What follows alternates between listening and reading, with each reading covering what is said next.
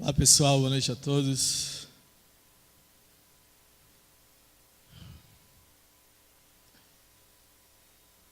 Um pequeno anúncio especial também, os celulares. Cadê?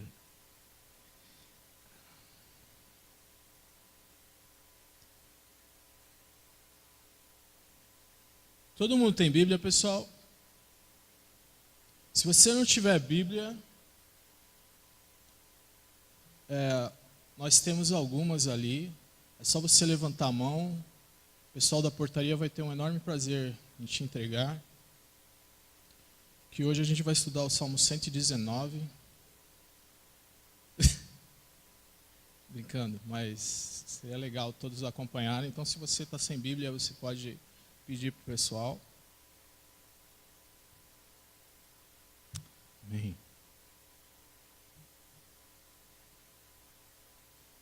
Vamos orar. Deus amado, obrigado por tudo que o Senhor já fez nesse tempo, Deus, de adoração, Senhor, de anúncios, onde o Senhor já está falando conosco, já está falando ao nosso coração, já está nos surpreendendo, Senhor, com a presença de queridos irmãos, Senhor, que há tempos não víamos, Deus, e alguns que conhecemos ontem, Senhor. Isso é tão maravilhoso para nós. É tão maravilhoso a gente confiar num Deus que é verdadeiro, que existe e que nós permitimos, Senhor, Tu governes a nossa vida, que Tu nos diga o que fazer. Eu creio que hoje há tantas pessoas aqui precisando de uma orientação Tua, e eu também sou uma dessas, Senhor. Que o Senhor possa falar através da minha vida, como o Senhor falaria através da vida de qualquer um, Deus. E que aqui Tu se torne grande nesse lugar, porque só Tu és grande e só Tu és digno, Senhor. Toma conta dos nossos corações e que eles estejam abertos, Senhor, para aquilo que Tu vais falar. Em nome de Jesus. Gostaria que você abrisse em 1 Samuel, capítulo 17.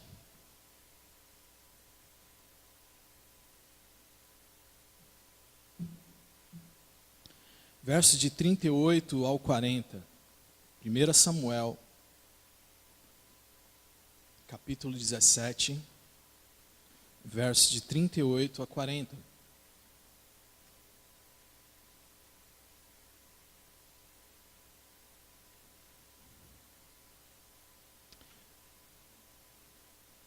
Então Saul vestiu Davi com sua própria túnica, colocou-lhe uma armadura e um capacete de bronze na cabeça. Davi prendeu sua espada sobre a túnica e tentou andar, pois não estava acostumado àquilo.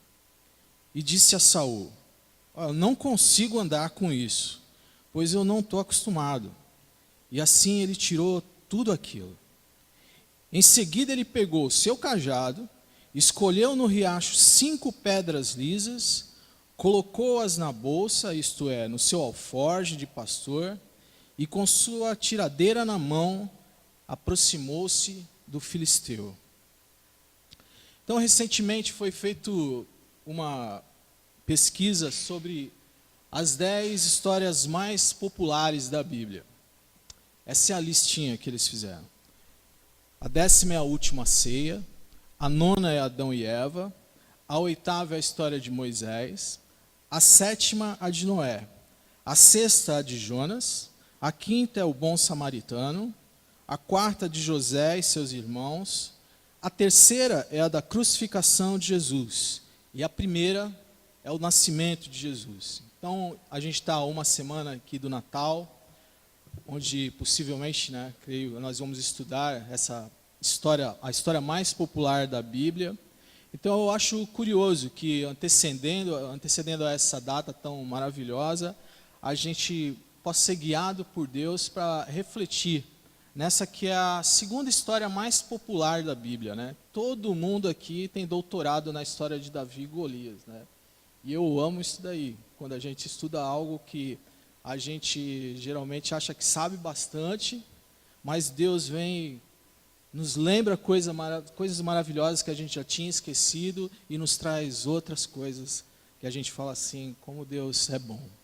Deus me surpreendeu bastante quando eu estava estudando e eu espero que Ele faça isso com você, acredito que Ele vai fazer isso com você também. Então, a nossa reflexão ela vai estar muito mais voltada nos versos 38 ao 40, mas é claro, antes da gente mergulhar neles, a gente vai lembrar de tudo que está acontecendo aqui ao redor. Se a reflexão desses 3 versos vai nos levar até o questionamento do nosso relacionamento com Deus e da personalidade moldada conforme o caráter de Deus, conforme a mente de Deus, e não a partir de fatores externos, é curioso que a gente veja que a falha apresentada aqui e personificada na pessoa do rei Saul, ela já tinha acontecido algumas vezes antes, uma vez inclusive bem próximo aqui, que foi quando Israel queria um rei, foi a nível nacional. Israel era um povo bem diferente, foi separado para ser diferente, conforme a vontade de Deus. Então, no período anterior a Saul, Israel ela não era governada por rei algum, mas ela tinha juízes, através dos quais Deus liderava diretamente aquele povo. Na verdade, quando Deus ele liberta o povo cativo do Egito através de Moisés, ele estabelece com esse povo uma aliança entre o seu povo e o seu rei. Então, a disputa que é travada lá no Egito, ela não é exatamente entre o faraó e Moisés, mas entre 2 reis, o faraó e o rei dos reis. Então, Deus vai e humilha o faraó, mostrando ali quem era o verdadeiro Senhor dos senhores. Mas depois da morte de Moisés e de Josué, o povo ele passa por um período extremamente instável ali, onde eles se misturam com outras nações, eles pecam muito e sofrem muito por causa disso. Então Deus levanta juízes para essa época que eles trabalham bem. Tem os problemas ali, mas a maior parte trabalha muito bem. O último deles é Samuel, que é esse homem íntegro que a gente conhece, respeitado por todos, conhecido e que leva o nome nesses 2 livros. Porém, ao envelhecer, o que acontece com Samuel? Samuel dá uma derrapada. Ele comete uma gafe aí, ele pratica o nepotismo, ele coloca os 2 filhos dele ali para ser juiz. E os filhos de Samuel eram um problema. Eles não eram como Samuel. Eles eram corruptos. Então o povo, os anciãos vão até Samuel, falam com ele, não dá para trabalhar com os teus filhos não são como você é. Então o que eles fazem? Em vez deles pedirem, orarem, clamarem a Deus que levante um outro juiz, segundo o coração de Deus, eles não. Completamente influenciados sobre as nações ali ao redor, eles pedem um outro rei. A gente quer um rei. Samuel fica extremamente abatido com aquilo e Deus fala, olha, não fica assim não, porque eles não te rejeitaram. Foi a mim que eles rejeitaram. É uma das partes da Bíblia mais nefastas, Então, Deus, acolhendo a vontade dos homens, não a vontade absoluta de Deus, mas uma vontade permissiva, que é o que a gente deve ter muito cuidado nessa vida. Sabe criança, quando fica batendo o pé, eu quero isso, eu quero isso, eu quero isso, às vezes Deus te dá. E aí, sabe o que acontece, Então, foi uma vontade permissiva de Deus. É isso que eles querem um rei, então vamos pegar um rei. E aí Deus levanta Saul, da tribo de Benjamim, que era, olhando assim, perfeito para à vista dos homens. Saul era um cara de uma tribo pequena, era um homem extremamente alto, bonito, E os homens altos ali de Israel batiam no seu ombro. Então, ele assim, você olhando, ele era perfeito para aquilo, tinha aquela nobreza. E no começo da carreira dele, ele era um cara humilde, ele era alguém obediente, mas toda essa grandeza acabou, Ele se tornou um homem orgulhoso, desobediente e profano. Com o tempo também a sua saúde espiritual e a sua saúde mental, elas foram afetadas, A Bíblia diz que um espírito maligno se apossou de Saul. e atormentava ele, causando toda sorte de mal. Então foi nessa época que ele conheceu Davi. Corre uma história paralela aqui, né? A gente observar que nessa época Davi ele já havia sido ungido como o futuro rei de Israel. Deus já havia provido esse novo rei, mas estava ali no cantinho dele. Só que com esse problema de Saul, os conselheiros de Saul falaram: você precisa de alguém, busca lá um tangedor, alguém que vai tocar um instrumento para acalmar o seu espírito, para fazer você ter paz e se conectar com Deus, que era algo que ele não conhecia. Então Davi, que além de pastor era um exímio instrumentista, é levado até ele, né, com o intuito de, tocando ali a sua lira, ele acalmasse o espírito de Saul. E acontece, realmente acontece isso daí. Algo impossível de ser feito sem esse auxílio desse ministro de música, porque Saul falava pela carne, pensava pela carne e agia pela carne. Tudo que ele fazia era nesse sentido. Então é exatamente nesse cenário aí de extrema fragilidade espiritual e mental do rei Saul que ocorre a batalha de Elá, que é essa batalha onde se dá essa história. Os filisteus, os inimigos de Israel de longa data, estão num lado do vale, e Israel está aqui acampada do outro lado, prontos para esse embate. Só que os filisteus haviam convocado um mercenário. Sabe o que é mercenário, né? Não é jogador de futebol. Mas é assim, é o cara que joga no time que paga mais, né? Ele faz aquela ceninha, beija a camisa, tamo junto, vamos aí, cadê meu dinheiro? E entra na guerra. Convocaram esse cara. E a princípio parecia ser interessante, você pega o melhor guerreiro de vocês, eu estou aqui com o melhor dos nossos guerreiros, vamos fazer uma luta aí, resolve tudo, não tem grandes perdas, quem perder, perde tudo. Só que Golias, ele não era um cara muito comum.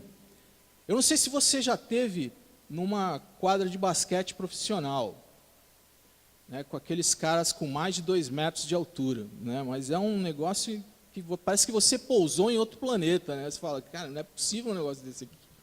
Então, uma vez eu estava ali no balneário e encostou um ônibus de uma delegação de um país estrangeiro. E começaram a descer aqueles caras com aquela mala desse tamanho, né, cara, com 2 metros e pouco de altura, e eu passando no meio deles, eu parecia o Frodo Baggins, manja, lá do Senhor dos Anéis, o Frodo, passando no meio daqueles caras ali, eu falei, gente, parece que eu estou em outro planeta, isso não é normal, é algo assustador, né, atípico aquilo dali. Então, há discussões em torno da verdadeira altura de Golias, uns falam que ele tinha 4 metros, chegava quase a 4 metros, outros a 3, mas todos concordam que era o mínimo de 3 metros. Então, se você vê uma pessoa com 2 metros e pouco, já é algo que você fica assim, caramba, imagina só alguém com 3 metros, cerca de 3 metros de altura, né? Só que, como diria a Polishop, e não é só isso, né? Golias, ele não era um cara grandão e desengonçado, que nem às vezes a gente vê aí os caras mais altos do mundo, né? Andando com muleta, todo curvado, doente. Não, ele não era assim. Ele era um campeão, ele era um atleta mortal, né? Ele se movia bem, ele corria bem, ele lutava bem e era extremamente forte, né? A Bíblia diz que a sua cota de malha, né, que é só a camisa que vai por baixo da armadura, pesava 60 quilos, né? Você sabe, aquelas que vão as argolinhas assim, né? Fica por debaixo da armadura, aquilo tinha 60 quilos. Então, que espada de um homem que ia atravessar um negócio daquele dali, né? A lança dele era tão grande que era como um eixo de tecelão. Só a ponta dessa lança tinha 7 quilos. Era um absurdo, né? Então ele ficava ali todo dia, descia aquele vale, subia e ficava atormentando o exército de Israel. Manda alguém aí para lutar comigo. Vocês não são o exército mais forte que tem aí, que dominaram essa região toda aí. Manda alguém lutar comigo. Será que não tem uma pessoa que luta comigo? Então, 40 dias ele ficou lá, igual o diabo lá no deserto, provocando aquele povo. Até que Davi, que fazia bico no palácio de Saul, mas tinha um trabalho em período integral com o pai dele de pastor, chegou naquele lugar. O pai dele havia mandado ele entregar marmitas para os irmãos que estavam na guerra. Ó, você vai lá, leva essas comidas aqui para os seus irmãos e vê como é que está a coisa lá, né? Então ele foi lá entregar aquelas marmitas, e aí ele toma ciência do que está acontecendo ali no front, né? E com uma perspectiva completamente diferente de todo aquele país, né? Ele chega e começa a perguntar, olha, o que vai receber o homem que lutar com esse filisteu? E quem é esse filisteu incircunciso para desafiar os exércitos do Deus vivo? Diz lá no verso 26. E os irmãos deles ficam enlouquecidos com isso daí, com a atitude de Davi. Saul chega aos ouvidos dele e manda chamar o rapaz. Quando ele vê quem é, ele podia ter falado assim, ai meu pai. Parecia que ele tinha escutado as palavras certas, mas da pessoa errada. Não era aquilo que ele queria ver, né? Praticamente um rapaz, um menino, ali para lutar daquele jeito. Ele fala, meu, você vai lutar com esse homem, esse cara luta há muito tempo, ele é um campeão, ele deve ter quadros lá, a cabeça de todo mundo pendurada na casa dele, centenas de homens que ele já matou, você está louco? Mas Davi era diligente, Davi deve ter insistido bastante, falou, ele viu, ele olhou também ao redor, ninguém queria comprar aquela briga, ele fala, então você vai. Só que antes dele mandar Davi ir, ele dá uma sugestão para Davi, ele oferece algo para Davi. Então está lá no seu verso 38, você pode me acompanhar de novo. Então Saul vestiu Davi com a sua própria túnica e colocou-lhe uma armadura e um capacete de bronze na cabeça. Como nós já falamos, Saul era um homem atormentado nessa época. Alguém que andava afastado de Deus. Ele tinha toda uma aparência virtuosa, alto, forte, nobre, os títulos estavam lá, tinha primazia de tudo, e tecnicamente representava a autoridade de Deus para aquele exército. Mas a verdade era bem diferente, né? Aqui o que a gente está vendo é um zumbi, alguém que já estava morto. Ele andava, ele falava, estava ali, mas ele já estava morto. Já 2 capítulos atrás. Deus já tinha falado para ele que ele ia ser destituído daquilo dali. Exatamente como aquelas pessoas que vão e voltam, né, da igreja todo domingo, entram e saem da mesma forma. Às vezes tem uma aparência religiosa, às vezes tem toda uma aura de religioso, mas na verdade está completamente distante do Senhor. Nada que é gerado nele tem vida de verdade. Não consegue liderar a sua família, não consegue liderar nem a própria vida, porque a vida está na mão de si próprio. Então as pessoas sempre me perguntam a respeito de instrumentos e bons professores. Qual é um instrumento legal para isso daqui? Você conhece algum professor bom e tal? E assim, independente do instrumento, é sempre a mesma coisa, gente.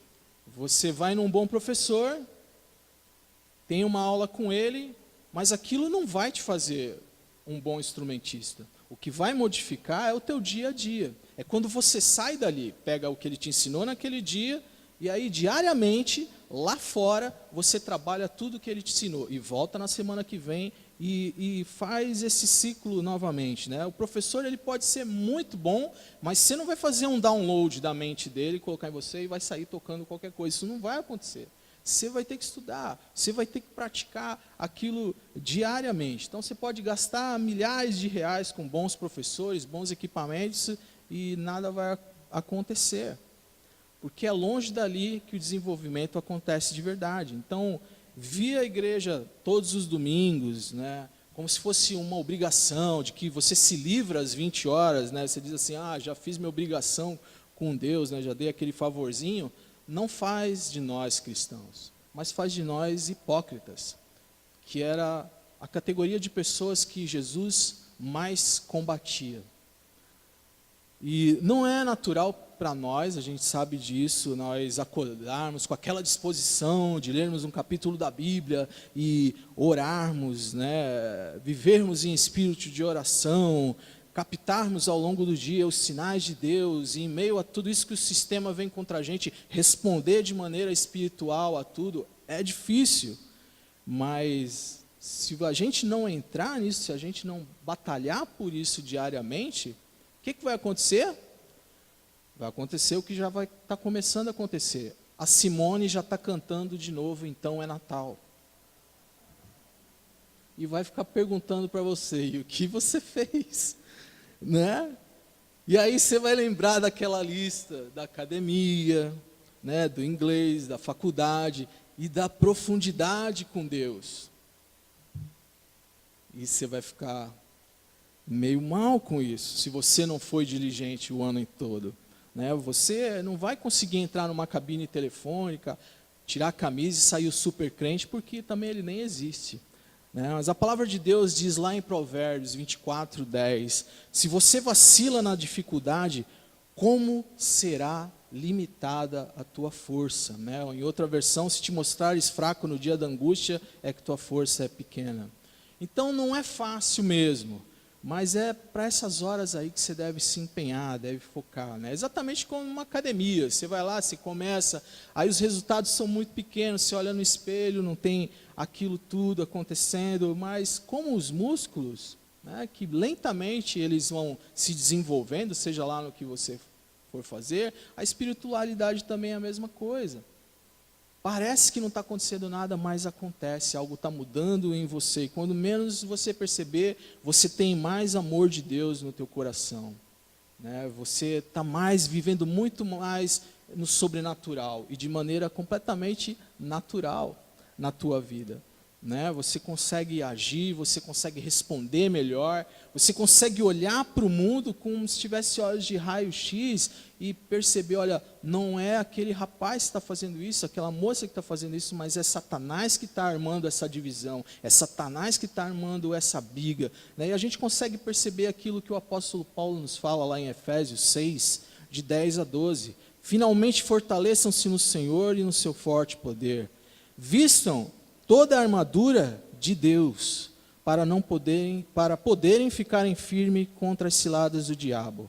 Pois a nossa luta não é contra as pessoas, mas contra os poderes e autoridades, contra os dominadores desse mundo de trevas, contra as forças espirituais do mal nas regiões celestiais. Então, caso não ocorra esse esforço da nossa parte, a gente vai ficar tão perdido e espiritualmente doente como Saul.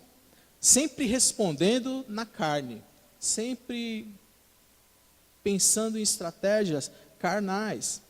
E não importa o quão perto você pareça estar na igreja, se você não tiver essa vida diariamente. Então a gente vai sempre ser influenciado por tudo aquilo que é externo, porque você vive muito mais lá fora, perto do mundo que está ao teu redor. E ainda que você responda às vezes em ações que parecem ser positivas, se elas forem geradas pela carne, meu irmão, pelo entusiasmo, pelo embalo, elas vão passar, elas não vão dar em nada, elas só vão cansar e vão te frustrar. Então, Saul ali, ele não percebe que uma batalha estava sendo travada num âmbito muito maior, no campo espiritual. Né? Ele só via aquilo que estava diante dos olhos dele, ele não conseguia captar os sinais. Né? Ele não estava sensível a isso, ele não percebeu que a coragem daquele rapaz ali surgindo no meio do nada, ali naquela luta, quando todo mundo estava recuando, não era um impulso maluco, mas sim uma providência do Senhor. Ele não conseguia ouvir quando Davi falava sobre o exército do Senhor, sobre a força do Senhor, sobre o Senhor dos Senhores. Ele não conseguia ver isso. Tudo que ele pensava era com a mente dele, um jeito de acabar com aquela situação. E como é que a gente consegue isso? Numa constante caminhada com Deus. Hebreus 13, verso 12 e 13 diz, assim Jesus também sofreu fora das portas da cidade, para santificar o povo por meio do seu próprio sangue. Portanto, saiamos até ele, fora do acampamento, suportando a desonra que ele suportou. Saiamos até ele fora do acampamento, fora do arraial. É muito bom estar aqui no arraial, na convivência dos irmãos, escutando a Deus. Mas ser santo aqui, gente, ter cara de perfeito aqui é fácil. né? É fácil ser agradável com todos aqui, mas às vezes você chega em casa e vira um monstro, ou uma monstra, né? Não sei. Aqui você ora, posta a voz, Senhor Deus, fala um monte de coisa assim engraçada. Mas, enfim, quando chega na segunda-feira, você não olha nem as notas do domingo. Por quê? Quem disse que você fez alguma nota? Você está ali. Você não lembra mais de nada, não tem nada anotado, não tem coisa nenhuma. Então Deus quer te ver no arraial. Sim, é muito bacana, mas Ele quer te ver fora do arraial também. Né? Algo que não acontece porque você tem trocado esses momentos de encontro por Deus por 1 milhão de distrações que aparecem todo dia na frente da gente. Aparece para todo mundo mesmo. Então você troca aquele tempo pela timeline no Facebook, você troca aquele tempo pelo videozinho do WhatsApp, né? Rejeitando aí a riqueza que Deus quer colocar na tua mão por qualquer prato de lentilha. Né? Você está acreditando mais nas frases da Clarice Lispector do que nas promessas de Jesus. Então, tudo aí está influenciando a gente, nossos ouvidos, menos aquilo que Deus quer colocar. E aí os resultados, se ainda não são, vão ser catastróficos. Então Deus está falando, olha, cultua a Deus fora do arraial, cultua a Deus na tua faculdade, cultua a Deus no teu emprego, cultua a Deus no teu lar. A palavra de Deus diz lá em Êxodo 27, não tomarás o nome do teu Deus em vão. E o que é isso quer dizer? É que lá fora você não deve se assentar em qualquer roda, você não deve ficar ouvindo qualquer porcaria que te colocam. Todo mundo falando um monte de palavrão na tua orelha e você lá com cara de paisagem. Né? Não dá. Daqui a pouco o que vai acontecer? Você vai estar falando também. Isso é simples, meu. Você não vai estar imune àquilo se estão jogando aquilo na tua cabeça o tempo todo. Então seria bom, né, que apesar de nós falarmos com todos, nós amarmos a todos, nós nos aproximarmos de todos, nós soubéssemos ter limites. Saber onde parar, saber a hora que sair, saber o que vai entrar aqui no ouvido, o que a gente deve vestir, né? Quando a gente deve sair dessa, olha, dá licencinha, estou indo ali. Ficar ouvindo sobre adultério o tempo todo, sobre balada o tempo todo, né? Sobre prostituição o tempo todo, duas coisas vão acontecer. Provavelmente você vai servir no mesmo caminho. E a outra, as pessoas não vão respeitar a sua crença, nem teu Deus, nem nada. As pessoas perto de nós, elas deviam ter vergonha de pecar. Elas deviam se sentir incomodadas, né, de estar pecando na nossa frente. Vergonha de falar palavrão, vergonha de falar sobre orgia, sobre adultério. Né, porque nós somos embaixadores do reino dos céus, quando nós chegamos num lugar. Então as pessoas devem nos olhar dessa forma e evitar isso, sentir esse constrangimento quando estão perto da gente. Mas o que tem acontecido às vezes é o contrário. Parece que a gente está botando mais lenha na fogueira. Então, as pessoas não têm respeito nenhum por nós, porque nós não temos dado respeito. Nós não temos colocado personalidade na vida da gente. Personalidade que não faltava nesse rapaz, que não faltava em Davi. Verso 39 diz: Davi prendeu sua espada sobre a túnica e tentou andar, pois não estava acostumado àquilo. E disse a Saul: não consigo andar com isso, pois não estou acostumado. Assim, tirou tudo aquilo. Ele teve discernimento para perceber que aquilo ali não era funcional, aquela armadura não era funcional, aquela roupa não era funcional para ele. Era uma proteção de guerra? Era. Era de boa qualidade? Era de marca, gente. Todo mundo queria usar, qualquer guerreiro ali gostaria de usar a indumentária do rei Saul. Só que como a nossa mãe diz para a gente, nós não somos todo mundo, exatamente. E Davi não era todo mundo e sabia muito bem disso. 2 Coríntios 10, 4 e 5 diz: as armas com as quais lutamos não são humanas. Pelo contrário, são poderosas em Deus para destruir as fortalezas. Destruímos argumentos, toda pretensão que se levanta contra o conhecimento de Deus. levando cativo todo o pensamento para torná-lo obediente a Cristo. Então, o discipulado do mundo, meu irmão, o discipulado do sistema, ele tem como principal objetivo tirar de você a funcionalidade. Tirar isso de você. Fazer com que você não seja uma pessoa, agisse como uma pessoa que não tem Deus, né? Vai procurar sempre soluções e engenharias humanas, que por mais que pareçam perfeitas, não servem para nada na luta espiritual. Então, se a gente for atrás de toda opinião humana, da mídia, da novela, dos jornais e dos amigos que aparecem, a gente vai perecer nessa guerra que a gente encontra todo dia pela frente. Então, se Davi ficasse ali todo bobo com aquela armadura, lisonjeado, olha só, o rei está me emprestando a armadura, né? Então eu vou usar essa armadura dele. O que ia acontecer? Ele ia perecer. Ele ia perder aquela luta, ele teria morrido fatalmente. Talvez quando ele estivesse usando aquela armadura, né, experimentando aquela armadura, tinha aquele monte de puxa-saco real ali em volta, dizendo, ó, que lindo, né? Com essa armadura aí você vai para a guerra, depois vai para o baile, ó, lacradora essa armadura, né? Vamos embora, vamos nessa daí. Então, uma falsidade sem tamanho. Vocês conhecem isso quando vocês estão nas lojas, né? Você veste uma roupa que você olha assim e fala, nossa, que coisa feia.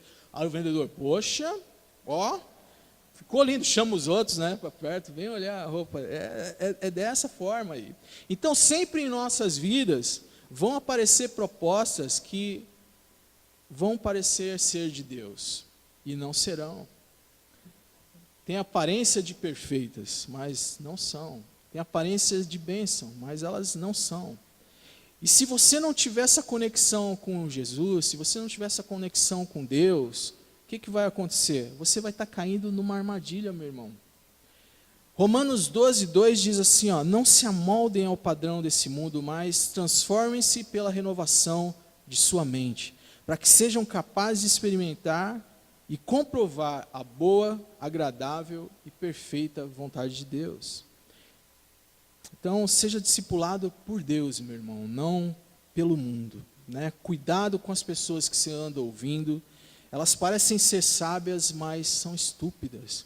Muitas delas já destruíram a vida delas, né? E elas só não têm consciência disso, igualzinho Saul, está andando igual zumbi. Mas se a gente continuar ouvindo e tomando esses conselhos, a gente vai acabar seguindo o mesmo caminho. Então, Deus que já havia rejeitado Saul há 2 capítulos atrás, ele continuava com o título. Ele continuava morando no palácio. Ele tinha uma aparência de homem de Deus, mas ele estava longe, completamente longe de Deus.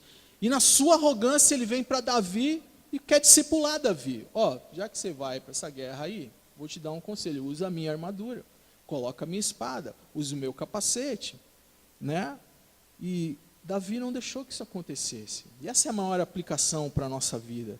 Não deixar que o mundo venha discipular a nossa vida, né? Não deixar que o ímpio se torne conselheiro da nossa vida. Não fazer da espada do mundo a nossa espada. Porque pouco mais à frente, meu irmão, lá no capítulo 21, em Nobe, Davi chega com fome, vocês conhecem essa passagem, que ele come o pão lá do altar, a famosa passagem, que o meu filho aplica aqui no final do culto todo domingo, comendo pão aqui do altar. E ele chega para o sacerdote e fala assim, ó, você tem alguma arma aí? Porque ele estava sem arma. E aí o sacerdote fala para ele, ó, eu tenho a espada de Golias, aquele que você matou. A espada de Golias está aí? Então me dá essa espada, porque essa espada é ótima. E ele usa a espada de Golias. Ele vai para a guerra com a espada de Golias. Então veja que loucura. Davi, ele usa a espada de Golias, mas não usa a espada de Saul. Rejeita a espada de Saul. Por quê? Porque a espada de Golias significava a vitória de Deus na vida dele. Deus tinha dado aquela vitória para Davi. Mas a espada de Saul significava o para sempre, esqueci a palavra agora. Perpetuação. A perpetuação do homem apartado de Deus. Era isso que significava. Era o estratagema humano, veste isso aqui, coloque isso aqui, vai com isso aqui. Se ele ganhasse a guerra com aquela armadura, a quem nos dá a glória? Para Saul. Ó, venceu com a armadura de Saul. Mas Davi não, foi com as armas que Deus deu para ele. E mais tarde, quando ele usa essa espada de Golias, ele está dando glória a Deus, porque foi Deus que deu a vitória para ele. Então, meu irmão, tenha respeito por todos, mas saiba quem você é, né? Comporte-se como cristão, respeite seus pais, seus amigos, seu chefe, mas acima de tudo, reconheça Deus na sua vida, né? E façam com que reconheçam Deus na sua vida também. Né? A gente não pode trocar a obediência, adoração a Deus por um sucesso passageiro. Era isso que Saul queria fazer com ele. Estratagemas, sucesso. E a gente não foi chamado para ter sucesso segundo os homens. Jesus disse para sua mãe, lá em João 2,4, que temos nós em comum, mulher, a minha hora ainda não chegou. Então ele não estava sendo mal educado com a mãe dele, mas a mãe dele sempre o via como o baby boy, o garotinho do coração dela. E ele falava, olha, deixa eu te colocar a par de uma coisa que você precisa saber, eu sou teu filho, mas eu tenho uma missão. Eu estou olhando para o Calvário. Eu vou morrer naquela cruz por vocês. Você precisa lembrar disso. Você precisa estar preparada para isso. Façam tudo o que ele disser, foi o que ela disse depois. Então, Jesus colocou ela a par de quem ele era. E nós também devemos saber quem nós somos nesse mundo. Se a gente não se posicionar como filho de Deus, o mundo vai nos discipular. Né? Ele vai colocar um capacete na tua cabeça que não é de Deus. Ele vai colocar uma arma estranha na tua cintura e uma armadura que só vai te fazer cair em derrota. Saul tentou colocar em Davi uma roupa que não era dele. Quando ele foi ungido para ser rei de Israel no futuro, por Samuel, Davi ele estava vestido de quê? Vocês lembram? De pastor. Quando ele ganha de Golias, ele vai vestido de quê? De pastor. E quando ele peca com Batseba, ele está vestido de quê? De rei. Não estou falando que ele não deveria vestir roupas de rei, mas roupas na alma. Ele estava vestido como um preguiçoso, como um rei. E aí é engraçado porque Natã vem a ele, e como é que Natã acorda Davi daquela viagem na maionese que ele estava tendo? Contando uma história de pastor. Então era como um gatilho na vida de Davi. Colocou a roupa de pastor, ele acorda. Ele é quem ele é sempre, porque ele foi ungido daquela forma. Ele conhecia isso. Deus o conhecia desse jeito, ele foi daquela forma. Então Davi consegue renunciar às roupas de Saul, porque ele tinha essa caminhada com Deus, ele tinha esse dia a dia com Deus. Ele teve que dar um passo de fé, ao olhar aquela armadura tão bem feita, aquelas armas tão bacanas, ele renuncia tudo aquilo e ele abraça as promessas de Deus na vida dele. Isso não é uma tarefa muito fácil para a gente. Muitas vezes a gente não tem êxito naquilo que a gente intenta, porque a gente quer ficar no meio do caminho, sabe? Tipo Jacó, plano B. Você está vendo o que Deus está colocando na tua mão, mas você fala, vai que não dá, né? Então você veste a armadura de Saul também. Né? Isso empaca. Então eu creio que Deus está falando para nós, olha, deixa um muro, deixa de jogar nos dois times. Acredita no que eu coloquei já na tua mão. Sabe, não fica olhando para o Jordão achando que ele vai abaixar enquanto você não meter o pé ali e provar a tua fé, que já está com você. Ou então um novo ano vai se levantar na nossa vida e a gente vai continuar andando em círculos novamente. Verso 40 diz, em seguida ele pegou o seu cajado, escolheu no riacho 5 pedras lisas, colocou-as na bolsa, isto é, no seu alforje de pastor, e com sua tiradeira na mão, aproximou-se do filisteu. Então o país inteiro estava ali nas mãos de um adolescente com estilingue na mão. Né? Então dá para imaginar o desespero desse exército. Né? Deus pegou tudo aquilo, toda aquela tecnologia, tudo que eles tinham de melhor qualidade, ó, e jogou fora. E colocou na mão de um jovem. Isso é maravilhoso, porque isso agora falando muito propriamente aos jovens, é muito interessante, porque o jovem, o que ele tem? Ele não tem competência, ele não tem grandeza ainda, ele não provou nada para o mundo. Tudo que ele tem é fé. Você chega para arrumar um emprego, você não tem experiência, você não tem isso, você não tem aquilo, você, né? Coloca um monte de coisa. Tudo que o jovem tem na mão é fé. E isso para Deus é maravilhoso, porque não fica na competência do cara, não fica na grandeza da pessoa, mas daquilo que ela não tem. Então, meu amigo, se você não tem nada, glória a Deus, porque você já tem tudo. Você tem fé para ir adiante, só falta você colocar na tua mão.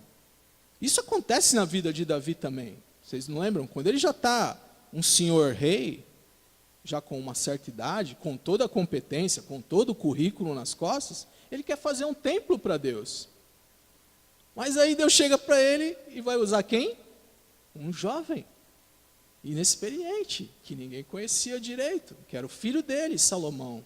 Então isso para o jovem, para todos nós é muito especial quando a gente coloca em prática, mas para o jovem, somente às vezes fica tão triste, né, de ser tão provado assim. Saiba que você tem fé, e Deus honra a tua fé.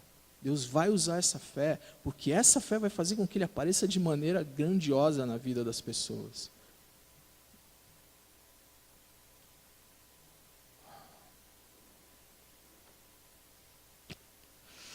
Deixa eu ver aqui que deu uma...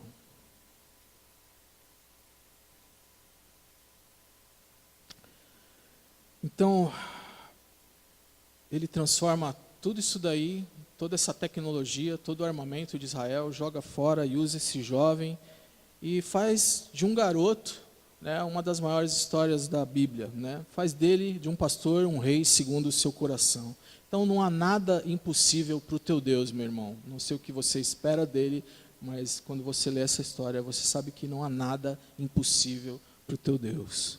Todo mundo ali sabia tudo sobre o gigante, né? Está registrado.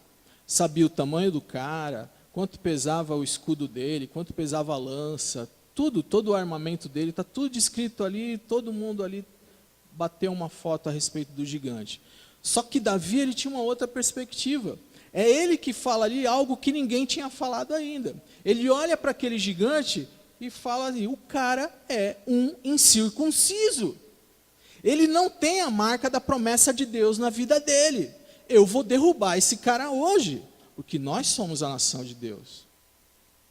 Não teve homem aqui dentro que apresentasse Deus para esse cara. Eu vou apresentar o Deus de Israel para esse cara.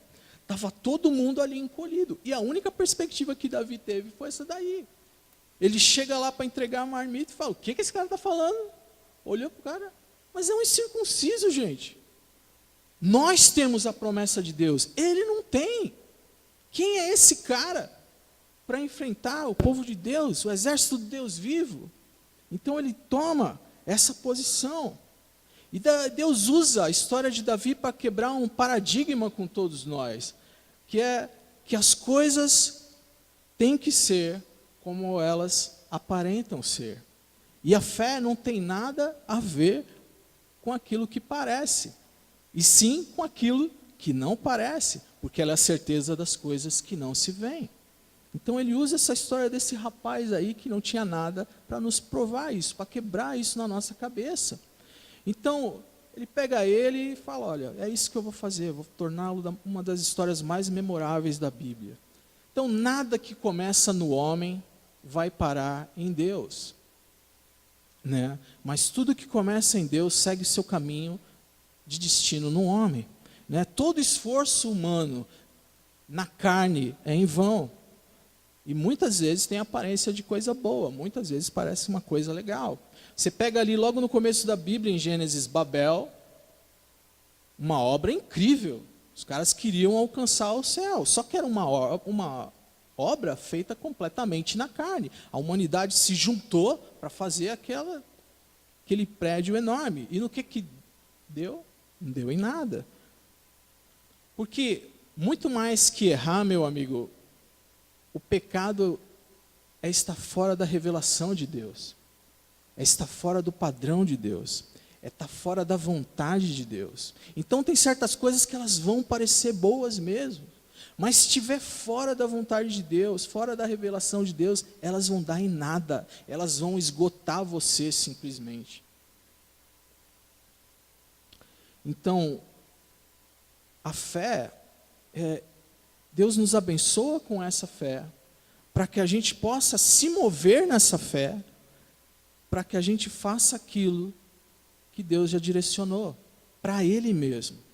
Então a fé não é eu pegar e tentar trazer o braço de Deus, mover o braço de Deus, mas a fé, meu amigo, é para mover o nosso braço, porque Deus já colocou na nossa mão as ferramentas. Então ali, se a gente pensasse que a fé é para mover o braço de Deus, como é que seria aquela situação de Pedro e Jesus? Jesus afundaria. Jesus estava falando, Pedro, como é que é? Crê aí que eu estou afundando também. E não é isso que acontece. A falta de fé faz com que nós venhamos a afundar, não Deus. Então, ele coloca isso na mão de Davi e Davi se move dessa forma. Ele já tinha sido abençoado com todas as ferramentas necessárias para vencer aquela batalha. Ele apenas faz o quê? Ele põe a fé em prática. Ele se move naquela direção. Então ele vai do leão para o urso, do urso para o gigante. Então a gente percebe também o quê? Que a fé, ela não é para nos colocar numa vida tranquila. Esquece isso daí. A fé, ela é para nos lançar em batalhas colossais mesmo. Então, hoje nós vencemos um pequeno problema. O que amanhã a gente vai vencer? Um grande problema. Um problema maior ainda.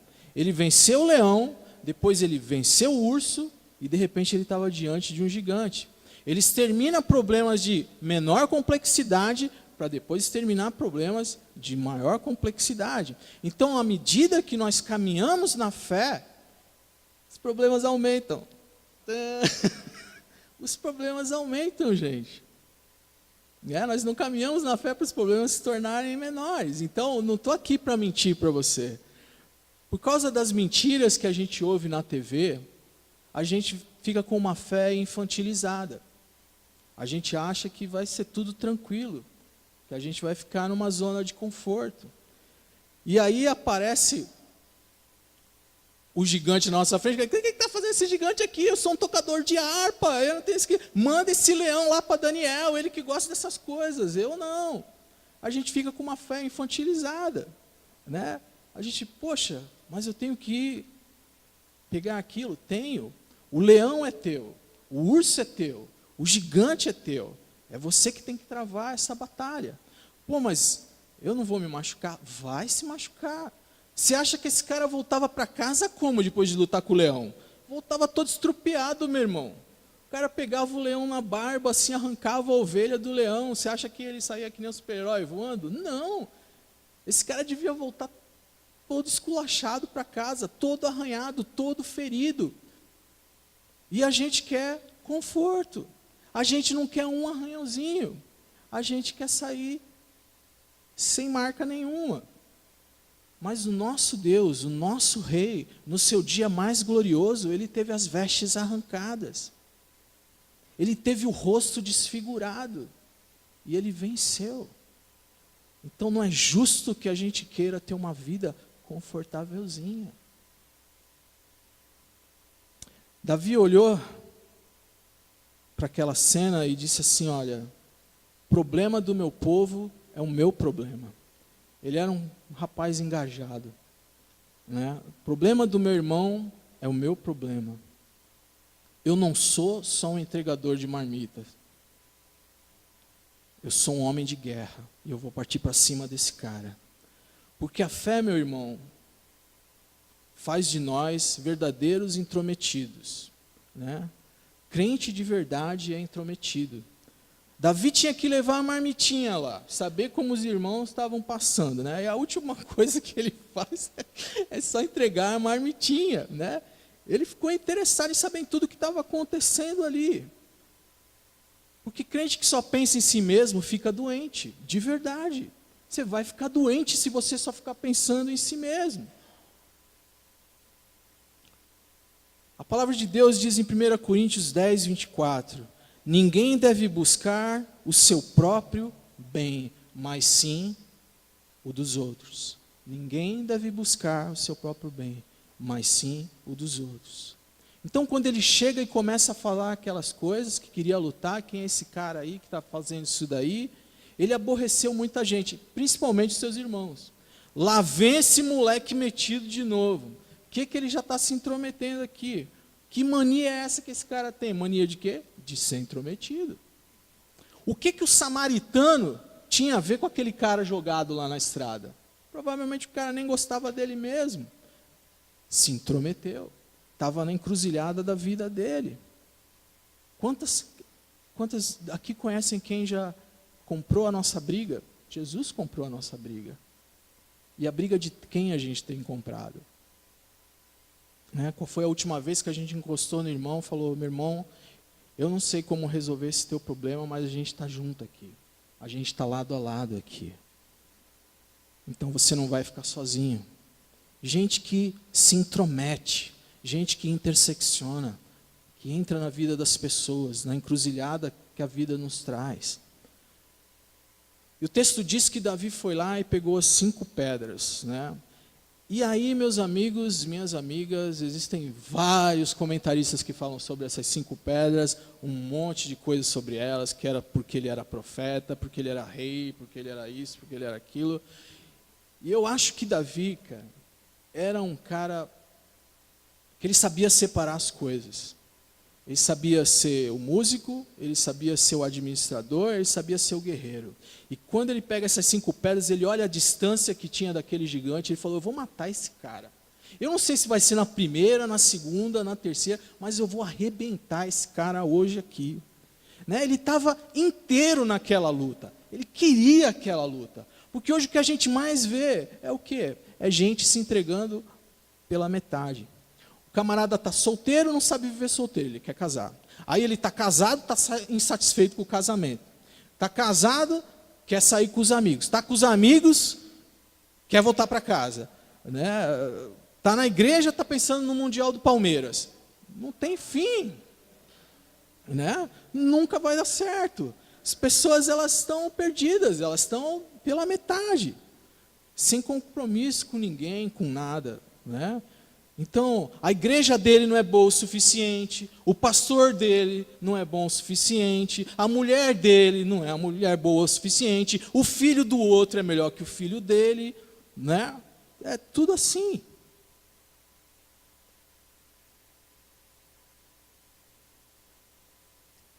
Então ele simplesmente olha ali para aquele gigante e ele fala, olha, esse cara ele vai morrer hoje, nem que seja na mordida. Eu acredito nisso, que ele entrou ali inteiro, entrou para ganhar. Né? Porque Davi não ia lutar com aquele gigante, ia olhar para aquele gigante e ia ficar tocando um hino ali. Deixa eu tocar o salminho para você, que você vai cair aí duro. Não, meu irmão. Ele foi para a guerra mesmo, ele foi para cima do gigante. De todo o coração, de todo entendimento e de toda a alma, ele voou para cima daquele cara. Então, com que roupa que eu fui ungido? Né? Às vezes a gente está tão preocupado com estratégias humanas, com tudo isso, que a gente não presta atenção naquilo que Deus já colocou na nossa mão. Às vezes você é um entregador de marmitas nessa vida. Ou de pizza, né, que é mais comum. E há honra nisso daí. Mas, meu irmão, presta atenção nas encruzilhadas. Presta atenção aonde Deus está te levando.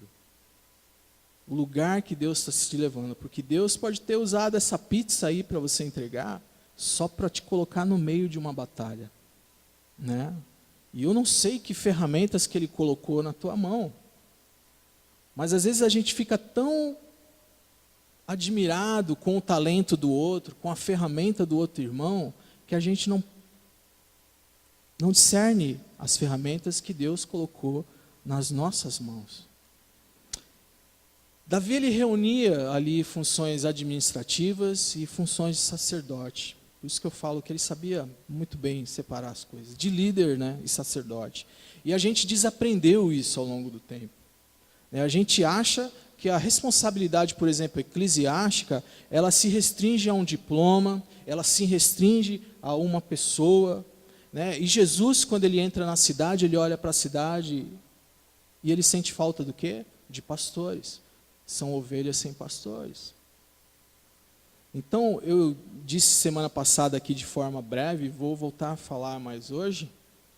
Todos nós, meus amigos, todos nós, todos vocês são pastores nessa comunidade.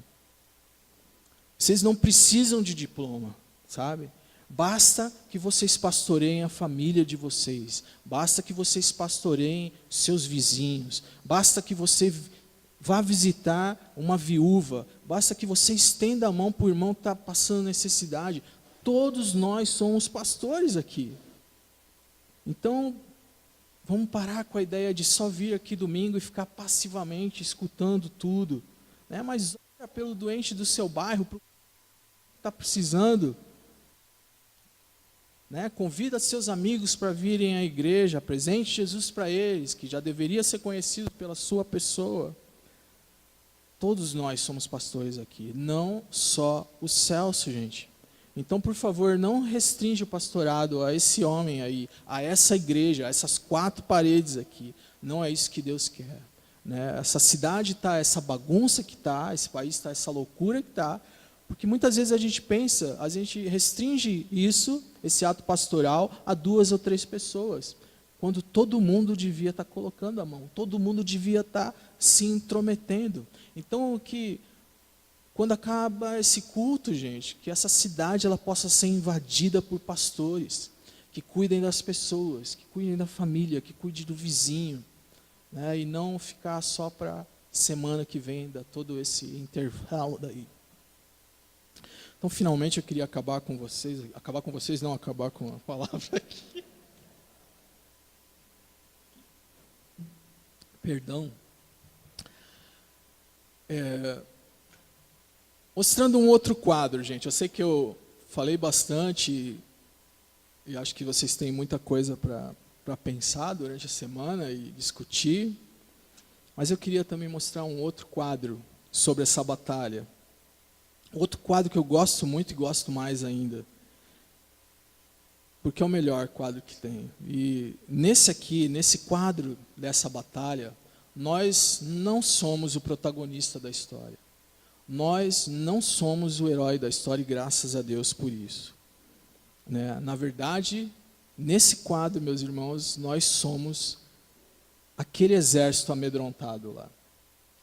Em grande parte das vezes, nós somos aquele exército amedrontado. Então, a gente fica tremendo de medo das ameaças que são feitas à nossa vida, né? Aquilo que o diabo, que é esse gigante, ele fica cuspindo na sua cara, mostrando as suas imperfeições, desfilando diante de você a sua pequenez, as nossas falhas, né? As nossas dúvidas, dizendo que nós somos derrotados. Mas, meu irmão, Deus, Ele já proveu um campeão para nós, né? Deus enviou para o campo de batalha o melhor guerreiro de todos, né? E nesse quadro, o nosso Davi, meu irmão, é Jesus Cristo, né? Foi Ele que foi naquele lugar, naquela batalha, e tomou sobre si todas as acusações, tomou sobre si tudo que tinha contra a nossa vida e o pecado que ia nos subjugar. Então, no final dessa batalha, Davi, ele vai com o exército atrás dos filisteus e eles compartilham todos os despojos de guerra com os outros soldados e tal. E da mesma forma, de uma forma, aliás, muito mais excelente, Jesus, ele nos fez co-herdeiros dele. Ele compartilhou conosco toda a sua herança. E na sua mão, tem um tesouro que te faz o homem mais rico do mundo, que são as promessas de Deus para a tua vida, né? Ele comprou a nossa vida, e assim como Davi, ele fez aquele povo livre naquele dia, Jesus nos fez livre, meu irmão, eternamente. Então, de modo que hoje todos nós podemos, através da ceia, a gente celebrar nesse memorial aquele que nos deu o direito de estarmos assentados nas regiões celestiais, esse nosso Rei para sempre. Então, muito em breve, meu irmão, muito em breve nós estaremos com Ele, face a face, ouvindo Sua voz claramente. E hoje é dia da gente comemorar isso. Então, eu peço a você, que hoje a gente vai fazer um pouquinho diferente, né? O pessoal do louvor vai tocar, e você vai conversar com Deus, vai alinhar o teu coração com o dele. Se você que tiver que pedir perdão para Deus, faça agora.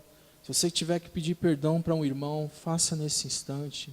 Tire esse peso do seu coração. Se alinhe com Deus. Amém? Como os soldados de Israel, eles comemoraram esse dia de vitória, nós podemos comemorar uma eternidade vitoriosa com Jesus, né? Então, meu irmão, quando você estiver preparado, quando você sentir no seu coração, você vem até a frente, pegue o seu cálice, o seu pão e erga o seu cálice na memória de Cristo.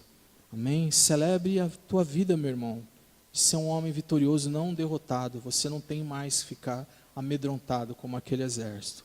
E principalmente, use a sua fé, a fé que já está com você, para você se movimentar nessa batalha que está diante de você, né? Porque Deus já te abençoa para tal. Amém? Vamos orar então. O pessoal do louvor já pode vir.